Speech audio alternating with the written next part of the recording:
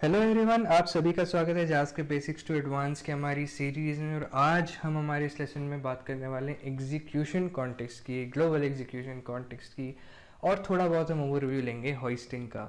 तो इन सारी चीज़ों को समझने से पहले सीधा एग्जीक्यूशन कॉन्टेक्स्ट और होइस्टिंग में जंप करने से पहले थोड़ी कोड लिखी जाए, और कोड लिख करके हम ये समझने की कोशिश करते हैं कि किस तरीके से जो है होइस्टिंग हमारी काम करती है, किस तरीके से एग्जीक्यूशन कॉन्टेक्स्ट जो है वो काम करता है। तो चलिए ज़रा कोड लिख के देखते हैं।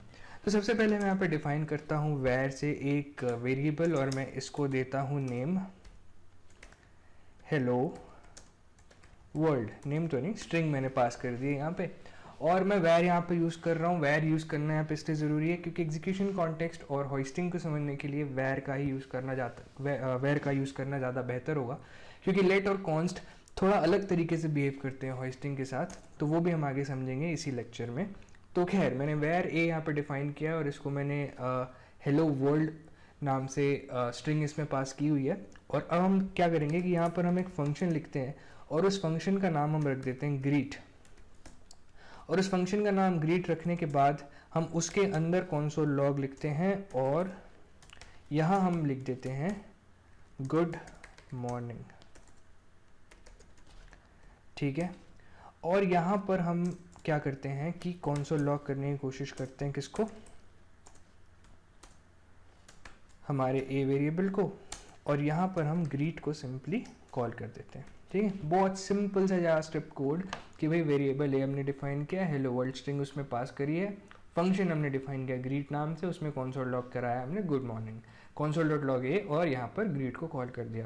तो आपको पता ही होगा यार कि आउटपुट क्या आने वाला है। console.log ए करेंगे तो हेलो वर्ल्ड आ जाएगा, ग्रीट को कॉल करेंगे तो गुड मॉर्निंग आ जाएगा। रन किया, ठीक है, बिल्कुल वही आउटपुट आया है कि हेलो वर्ल्ड आ गया और गुड मॉर्निंग आ गया। अब एक चीज़ आप सोचिए कि अगर मैं क्या करूं कि इस console log को मैं var a को डिक्लेयर करने से पहले कॉल कर दूं। अगर आपको क्लियरली ये दिख रहा हो तो मैं इसको थोड़ा क्लियर कर दूं। ओके, तो अब आपको क्लियरली ये दिख रहा होगा कि हम क्या करें कि var a को हेलो वर्ल्ड से डिफाइन कर रहे हैं, और यहाँ पर हमने क्या किया, console.log कर दिया a, इसको डिफाइन करने के पहले। ठीक है, अब अगर इसको मैं रन करूँ तो क्या लगता है क्या आना चाहिए, क्या ये एरर थ्रो करना चाहिए या कुछ और होना चाहिए। चलिए रन करके देखते हैं। तो हमने इसको किया रन, और अब आप यहाँ पर क्या देख सकते हैं कि जो console log होना था a, उसकी जगह हमको मिल रहा है अनडिफाइंड, और ये ग्रीट की तरह ही काम कर रहा है, वो हमको गुड मॉर्निंग ही दे रहा है। तो ये अनडिफाइंड क्या बला है। ठीक है, तो ये हमारा पहला सवाल हुआ कि भाई अनडिफाइंड क्यों रिटर्न हो रहा है, जब हम इसको पहले लगा रहे हैं console log को var a को डिक्लेयर करने से पहले। अब यहाँ पर हम बात करते हैं ग्रीट की।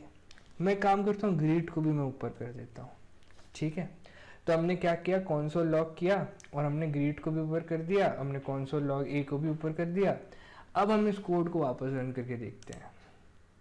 अब आप देखिए कि console log तो अनडिफाइंड दे रहा है, लेकिन ये ग्रीट अनडिफाइंड नहीं दे रहा है। ये ग्रीट तो बढ़िया वही से ही काम कर रहा है, जैसे इसको हमने नीचे कॉल किया काम कर रहा था, ऊपर कॉल किया वो भी ऐसे ही काम कर रहा है। यहीं पर बात आती है हमारे एग्जीक्यूशन कॉन्टेक्स्ट की कि भाई ये जो सारी चीज़ें हो रही हैं ये क्यों हो रही है, ये कैसे हो रही हैं। ठीक है, तो हम अपना ओपन बोर्ड खोलते हैं और ओपन बोर्ड में समझने की कोशिश करते हैं। यहाँ हम चलते हैं और यहाँ पर हम एक प्यारा सा एग्जीक्यूशन कॉन्टेक्स्ट बनाने की कोशिश करते हैं। तो ये मैंने एक लाइन खींची, ये मैंने एक दूसरी लाइन खींची, ये लाइन खींची, और इसको मैंने यहाँ से यहाँ जोड़ दिया। वाह, एक बहुत परफेक्ट सा हमारा एग्जीक्यूशन कॉन्टेक्स्ट बन गया है। बीच में भी एक लाइन खींच देते हैं, क्योंकि हमारे एग्जीक्यूशन कॉन्टेक्स्ट में ना दो पार्ट होते हैं। और ये जो हमारा और ये जो हमारा है ना, ये बॉक्स आप देख सकते हैं, इसको हम कहते हैं global execution context. Global execution context, ये हमारा होता है ग्लोबल एग्जीक्यूशन कॉन्टेक्स्ट। अब मैं एक काम करता हूँ कि यहाँ पर लिखता हूँ मेमोरी, और यहाँ लिखते हैं हमारा कोड एग्जीक्यूशन। ठीक है, अब यहाँ पे इसके दो फेजेस होते हैं, एक मेमोरी होता है, एक कोड एग्जीक्यूशन होता है। ये मेमोरी वाला जो पार्ट है इसको हम कहते हैं वेरिएबल एनवायरनमेंट। ये सब याद अगर ना भी रहे तो कोई दिक्कत नहीं है, इतना कोई पूछता नहीं, पर फिर भी हमें आप तो रखना है, हमें तो भी डिटेल स्टडी करनी है। वेरिएबल एनवायरनमेंट, और ये वाला जो पार्ट होता है इसे हम कहते हैं थ्रेड ऑफ एग्जीक्यूशन। ठीक है, ये होता है थ्रेड ऑफ एग्जीक्यूशन। अब बात करते हैं कि जावास्क्रिप्ट में मेमोरी कैसे काम कर रही है। वो जब हमने देखा कि भाई हमने कंसोल लॉग ए किया अगर वेरिएबल ए को डिफाइन करने से पहले तो वो अनडिफाइंड दे रहा है, लेकिन उसी जगह हमने ग्रीट को भी पहले कॉल किया तो वो बहुत सही से काम कर रहा है। तो ये क्या चीज़ हुई, ये क्या हुआ, ये हमारा हुआ मेमोरी एलोकेशन करने का अलग तरीका। तो जब हम वैर कीवर्ड के साथ में किसी वेरिएबल को डिफाइन करते हैं और जब हम एक नॉर्मल फंक्शन को डिफाइन करते हैं तो इन दोनों को मेमोरी अलग तरीके से एलोकेट की जाती है। अब वो कैसे एलोकेट की जाती है वो हम समझते हैं। जैसे हमने वैर ए लिखा था, उस वैर ए को हमने डिफाइन किया था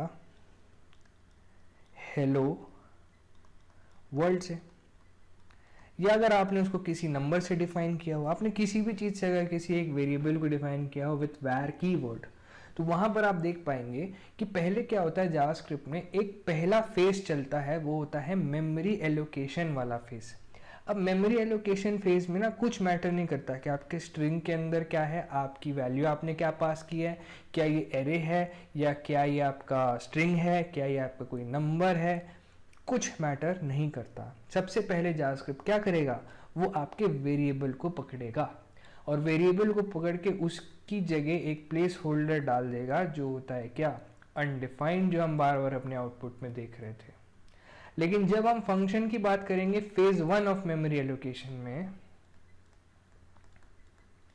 तो जब हम फंक्शन की बात करेंगे, कोई भी फंक्शन अगर मैं लिखूं और अगर ये उसकी बॉडी हो, तो फंक्शन के केस में क्या होता है ना कि पूरी की पूरी बॉडी उठा के ही जावास्क्रिप्ट क्या डाल देती है, हमारी मेमोरी में डाल देती है। समझ में आ रही बात कि वैर जब हमने डिफाइन किया, जब इसका एग्जीक्यूशन का टाइम आया, मेमोरी एलोकेशन का टाइम आया, तब वैर की जगह मेमोरी ने क्या किया, अनडिफाइंड डाल दिया पहले फेज में। लेकिन उसी फेज में जब हम फंक्शन डिफाइन करते हैं तो फंक्शन को पूरा का पूरा उठा के वो मेमोरी में डाल देती है। तो इसीलिए क्या हुआ कि जब आप वैर को ऊपर बुला रहे थे, जब आप उसको कंसोल लॉग कर रहे थे ऊपर, तो वो फेज 1 चल रहा था, तब फेज 2 आया नहीं था। इसलिए क्या हुआ कि वो अनडिफाइंड रिटर्न कर रहा है, लेकिन हमारा फंक्शन तो फेज 1 में ही पूरा का पूरा कंप्लीट चला जा चुका है मेमोरी में।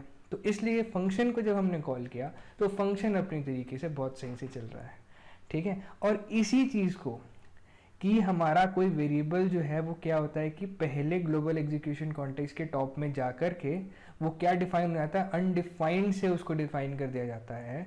इसी चीज़ को हम कहते हैं होइस्टिंग। हम कहते हैं कि भाई ये वेरिएबल होइस्ट हो गया। क्या हो गया, ये वेरिएबल होइस्ट हो गया, और इस कॉन्सेप्ट को कहा जाता है होइस्टिंग। लेकिन जब हम इस फंक्शन की बात करें तो यहाँ फंक्शन में कोई होइस्टिंग नहीं होती। अब फंक्शन में होइस्टिंग कैसे हो सकती है, वो हो सकती है जब हम फंक्शन को वेरिएबल के अंदर ही डिक्लेयर करें, वेरिएबल के अंदर हम एक फंक्शन डिक्लेयर करें और उसे हम कहते हैं फंक्शन एक्सप्रेशन। वो हम फंक्शन जब डिटेल में पढ़ेंगे तब हम समझेंगे कि फंक्शन एक्सप्रेशन, एरो फंक्शन, ये सारी चीज़ें क्या होती हैं, है ना। लेकिन अभी के लिए आप समझिए कि अगर आप एक नॉर्मल फंक्शन बॉडी लिख रहे हैं इस तरह से और इसका हम कोई नेम दे रहे हैं और इसको हम इस तरीके से डिफाइन कर देते हैं, तो इस फंक्शन का होइस्टिंग नहीं होता, इस फंक्शन को होइस्ट नहीं किया जाता। ये फंक्शन उठती है और जैसी है वैसी की वैसी मेमोरी में निकल लेती है, ठीक है। तो इस फंक्शन को क्या होइस्ट नहीं किया जाता, इसलिए फंक्शन में होइस्टिंग नहीं होती, नॉर्मल फंक्शन जब हम लिखते हैं। लेकिन वेरिएबल्स क्या होते हैं, जब हम वैर के साथ यूज़ करें तो वो अनडिफाइंड हो जाता है और उस चीज़ को हम कहते हैं होइस्टिंग। लेकिन अब लेट और कॉन्स्ट जो है ये डिफरेंट कैसे हैं और ये क्यों डिफरेंटली काम करते हैं, तो ये समझने के लिए भी अब लेट और कॉन्स्ट के साथ हम कोड लिख के देखते हैं।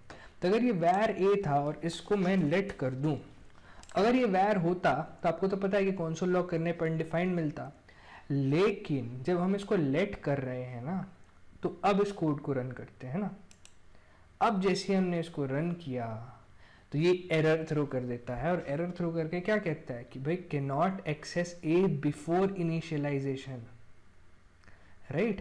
ये नहीं कह रहा है कि ए डिफाइंड ही नहीं है या ए मुझे मिला ही नहीं, ये कह रहा है इस एरर के थ्रू कि भाई ए को मैं इनिशियलाइजेशन के पहले एक्सेस नहीं करूँगा। जावास्क्रिप्ट का जो इंजन है वो लेट के लिए ऐसा डिज़ाइंड है कि आप लेट के साथ अगर कोई वेरिएबल को डिफाइन करते हैं तो आप उसको उसके नीचे ही एक्सेस कर सकते हैं। अब अगर मैंने ये काम किया इसको मैंने क्लियर किया और अब इस कोड को रन करते हैं, तो अब आप प्यार से देख सकते हैं गुड मॉर्निंग हेलो वर्ल्ड। लेकिन जब मैं इसको ऊपर कर दूं और यहाँ पे कोड रन करूँ तो आप यहाँ पर एरर देख पाएंगे। लेकिन वैर के केस में ये नहीं था। वैर के केस में हमको क्या मिलता था, उसकी होइस्टेड वैल्यू, और वो क्या होती है, अनडिफाइंड। तो ये जो बेसिक डिफरेंस है वो भी एक डिफरेंस है लेट और वैर के साथ। ऐसा नहीं है कि लेट होइस्ट नहीं हो रहा है, लेट भी होइस्ट हो रहा है, लेकिन जावास्क्रिप्ट का इंजन उसे एक अलग मेमोरी स्कोप में रख रहा है, एक अलग जगह रख, जिसे हम कह रहे हैं टेम्पोरल डेड जोन। जी हाँ, यहाँ पे आप देख सकते हैं जब हमने लेट की बात की तो उसको हम एक्सेस नहीं कर पा रहे हैं। तो ये लेट बेसिकली कहाँ है, मेमोरी का वो स्कोप, वो अलग जगह जहाँ पे लेट और कॉन्स्ट को रखा जाता है, वो है क्या, टेम्पोरल डेड जोन। कि भाई जब लेट ए हमारा हेलो वर्ल्ड है और जब वो होइस्ट हुआ बेसिकली, तब तो वो अनडिफाइंड रहा होगा, और तब जब वो अनडिफाइंड रहता है तब उसको एक अलग स्कोप मिलती है मेमोरी की, जिसको हम कहते हैं टेम्पोरल डेड जोन।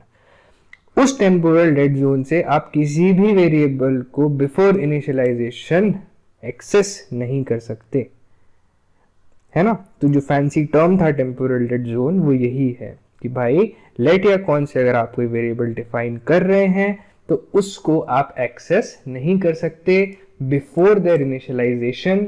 अगर आप बिफोर इनिशियलाइजेशन उसको एक्सेस करने जाएंगे तो वो एरर मिलेगा कि बिफोर इनिशियलाइजेशन में नहीं कर सकता, क्योंकि अभी वो कहाँ पे है, अभी वो टेम्पोरल डेड जोन में है, अभी वो टेम्पोररीली डेड है, जिसके कारण आप उन पे एक्सेस नहीं कर सकते। तो ये था बेसिक कॉन्सेप्ट लेट के साथ और वैर के साथ जो डिफरेंस था। जबकि वैर के साथ ऐसा नहीं है, वैर हर जगह एक्सेसिबल होता है, इसलिए जब हम वैर को एक्सेस कर रहे हैं तो हमें अनडिफाइंड दिखा रहा है। लेकिन जब हम लेट को एक्सेस करने की कोशिश कर रहे हैं तो कहता है कि भाई इनिशियलाइजेशन के पहले मैं आपको अपनी वैल्यू नहीं दिखा सकता, है ना, या मेरे अंदर जो भी चीज़ है मैं आपको नहीं दिखाऊंगा, पहले आपको मुझे इनिशियलाइज करना पड़ेगा, उसके बाद ही आप मुझे कॉल कर सकते हैं, जो कि हम यहाँ पे नहीं कर रहे थे। हम क्या कर रहे थे कि हम उसको बाद में इनिशियलाइज कर रहे थे और पहले उसको कॉल कर ले रहे थे, पहले उसकी वैल्यू जानने की कोशिश कर रहे थे। तो लेट इस चीज़ के बिल्कुल खिलाफ होता है, जबकि वैर में ये चीज़ नहीं होती। और सिमिलरली कॉन्स्ट के साथ भी वही चीज़ है। अगर मैं यहाँ कॉन्स्ट करूँ और इसे हम क्लियर करें, इसे रन करें, तो आप यहाँ पर वही देख पाएंगे कि ए को भाई बिफोर इनिशियलाइजेशन में एक्सेस नहीं कर सकता, ये हमारा जावास्क्रिप्ट का इंजन कह रहा है। तो कॉन्स्ट और लेट में यही डिफरेंस है और वैर में यही डिफरेंस है। फिर से मैं रिपीट करूं, ऐसा नहीं है कि कॉन्स्ट और लेट हॉइस्ट नहीं होते, वो हॉइस्ट होते हैं, लेकिन उनके लिए एक सेपरेट मेमोरी बनाई हुई है जहां से हम उसको इनिशियलाइजेशन के पहले एक्सेस नहीं कर सकते। लेकिन वैर के केस में ऐसा कुछ नहीं है, वैर को हम इनिशियलाइजेशन के पहले भी एक्सेस कर सकते हैं। लेट, कॉन्स्ट, वैर तीनों ही हॉइस्ट होते हैं, लेकिन एक नॉर्मल फंक्शन जैसा है वैसा ही मेमोरी फेज में ही वो क्या होता है, उसी तरह से वो चला जाता है मेमोरी में, और वो जो है फिर क्या है, कहीं से भी कॉल किया जाए तो वो रन करेगा, अगर वो एक फंक्शन है तो, नॉर्मल फंक्शन है तो।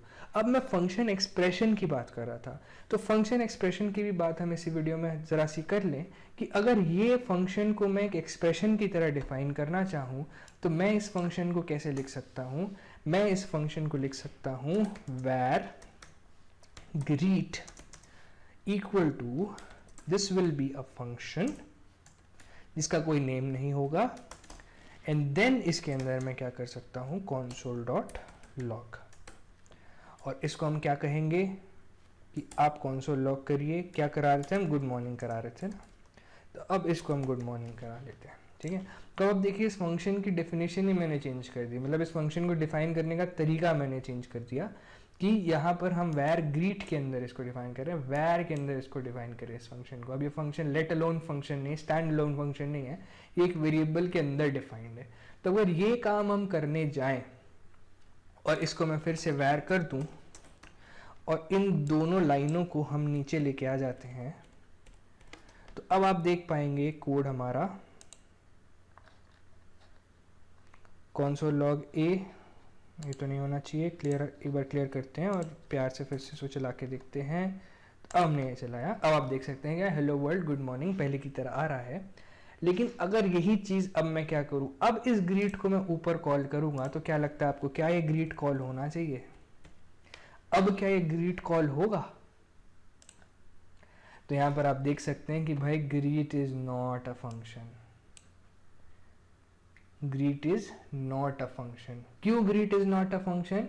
क्योंकि अभी इस ग्रीट की वैल्यू क्या आ रही होगी, अनडिफाइंड जा रही होगी, तो उसको हम फंक्शन की तरह कॉल कर ही कैसे सकते हैं इस टाइम पे?